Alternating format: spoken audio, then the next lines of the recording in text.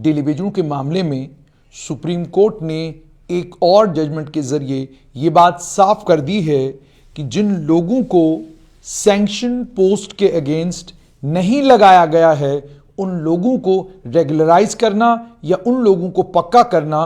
मुश्किल है, नामुमकिन है, नहीं हो सकता। सुप्रीम कोर्ट ने एक और जजमेंट के जरिए इसी बात को रिट्रेट किया है जो बात सुप्रीम कोर्ट ऑलरेडी कई जजमेंट्स में कह चुकी है। मैंने पहले भी आपको कहा कि जम्मू कश्मीर की सरकार जम्मू कश्मीर के पीएचई के और बाकी विभागों के डेलीवेजरों को लेकर है तो उसके आड़े जहां हैं वहीं पर दूसरी सबसे बड़ी अड़चन है कि सुप्रीम कोर्ट की जजमेंटें हैं जिन जजमेंटों में सुप्रीम कोर्ट साफ तौर पर कहती है कि अगर सैंक्शन पोस्ट नहीं है, सैंक्शन पोस्ट के बगैर आप अगर किसी को लगाते हैं तो उसे रेगुलराइज करना मुमकिन नहीं है। यह जजमेंट बड़ी अहम है। 8 फरवरी 2023 को यह जजमेंट आई है। मैं इस जजमेंट को आप तमाम लोगों तक इसलिए पहुंचा रहा हूं ताकि आपके जहनों में एक बात बिल्कुल साफ हो जाए कि अगर जम्मू कश्मीर के डेलीवेजरों को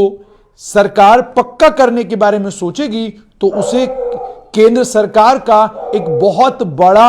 हीलिंग टच माना जाएगा, उसे केंद्र सरकार का एक बहुत बड़ा कदम माना जाएगा अगर केंद्र सरकार ये कदम उठाती है। ऑलरेडी केंद्र में बहुत सारे स्तर पर इस बात पर बात हो रही है कि किस तरीके से जम्मू कश्मीर के डेलीवेजरों को पक्का किया जा सकता है, मगर जब जम्मू कश्मीर क्या है कि एक तो माली हालत जम्मू कश्मीर की ऐसी है कि सूरत में 1 लाख के करीब लोगों को पक्का करना मुमकिन नहीं, और दूसरा जम्मू कश्मीर की सरकार यह भी आंतरिक तौर पर और सूत्रों के हवाले से जो खबर भी आती है कि जनाब सुप्रीम कोर्ट की अलग अलग जजमेंट्स हैं जिन जजमेंटों में सुप्रीम कोर्ट ने साफ किया है कि आप डेलीवेजर को अगर पक्का करना चाहें तो उसके लिए सैंक्शन पोस्ट का होना बहुत ज्यादा जरूरी है। मामला यूं हुआ,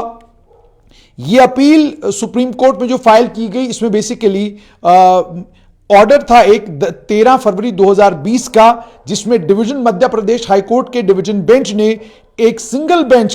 जज का ऑर्डर, सिंगल जज ने 27 जून 2019 को एक ऑर्डर दिया। उसमें उन्होंने कहा था कि जो शख्स आपकी सरकार के सामने गुहार लगा रहा था उसके लिए सिंगल बेंच ने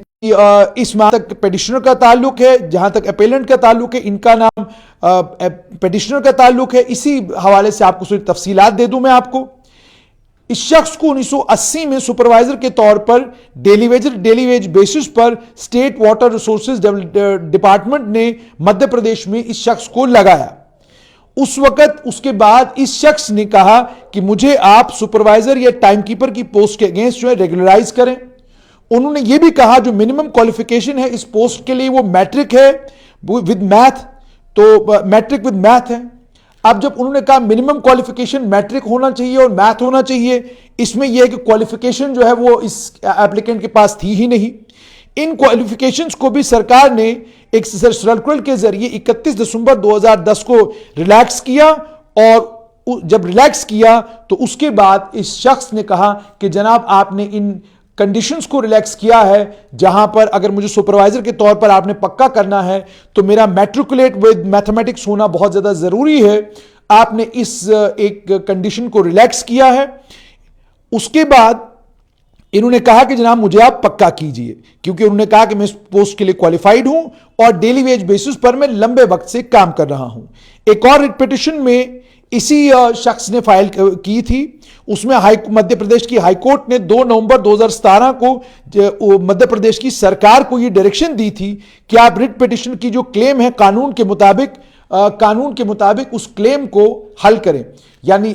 जो शख्स कोर्ट के सामने गया है उस शख्स ने फरियाद ये की है कि जनाब आप मुझे पक्का करें। सिंगल बेंच के पास जब गए तो सिंगल बेंच ने फौरन आदेश दे दिए विभाग को, और विभाग को कहा कि आप कानून के मुताबिक इस शख्स के मामले का निपटारा करें। को लेकर सागर प्रोजेक्ट से जो इस शख्स का क्लेम था रेगुलराइजेशन का उसको रिजेक्ट किया गया, और रिजेक्ट किया गया हालांकि इस शख्स की जो मिनिमम क्वालिफिकेशन मैट्रिकुलेशन थी विद मैथमेटिक्स थी, और लेकिन उन्होंने ये कहा चूंकि शख्स को किसी पोस्ट के अगेंस्ट लगाया नहीं गया था इसलिए इसको रेगुलराइज करना मुमकिन नहीं है। उसके बाद यह भी कहा उन्होंने कि किसी भी कॉम्पिटेंट अथॉरिटी ने, यानी से जम्मू कश्मीर में Jammu Kashmir service selection board है या Jammu Kashmir public service commission है, तो ऐसी किसी अथॉरिटी ने इसको अपॉइंट किया ही नहीं है। और रेगुलराइजेशन की हम तब करते जब रेगुलराइजेशन के लिए कोई पोस्ट अवेलेबल होती, तो रेगुलराइजेशन के लिए कोई पोस्ट भी अवेलेबल नहीं थी। और उसके अलावा उन्होंने, जहां तक इस शख्स का ताल्लुक था, इसने ये कहा था कि मुझसे जूनियर लोगों को जो डेलीवेजर के तौर पर काम कर रहे थे 1990 या उससे पहले, आपने उनको पक्का किया, आप मुझे भी पक्का करें। सिंगल बेंच ने जिस वक्त इसका फैसला किया था, उसने इस शख्स की रेगुलराइजेशन की जो मांग थी उसको मानते हुए यह कहा था कि जिस डेट से इससे जूनियर लोगों को आपने रेगुलराइज किया है, उसी डेट से आप इस शख्स को भी रेगुलराइज करें। उसके बाद मध्य प्रदेश की सरकार ने डिवीजन बेंच में जब इस ऑर्डर को चैलेंज किया, डिवीजन बेंच ने सिंगल जज के ऑर्डर को गलत ठहराते हुए उन्होंने ये कहा कि जहां तक इनिशियल अपॉइंटमेंट का ताल्लुक है वो किसी कॉम्पिटेंट अथॉरिटी ने की होनी चाहिए, और वो जो इनिशियल अपॉइंटमेंट भी किसी डेलीगेटेड वर्कर की है, वो डेलीगेटेड वर्कर की अपॉइंटमेंट भी एक सैंक्शन पोस्ट के अगेंस्ट होनी चाहिए। इन दोनों कंडीशंस को ये शख्स फुलफिल नहीं करता। इसी के चलते हाईकोर्ट के डिवीजन बेंच ने इस मामले को खारिज कर दिया और मध्य प्रदेश सरकार की अपील को अलाउ किया, और 27 जून 2019 को जो रेगुलराइजेशन का ऑर्डर इशू किया गया था, उस रेगुलराइजेशन के ऑर्डर को रद्द कर दिया। इसी पर जो सुप्रीम कोर्ट ने कहा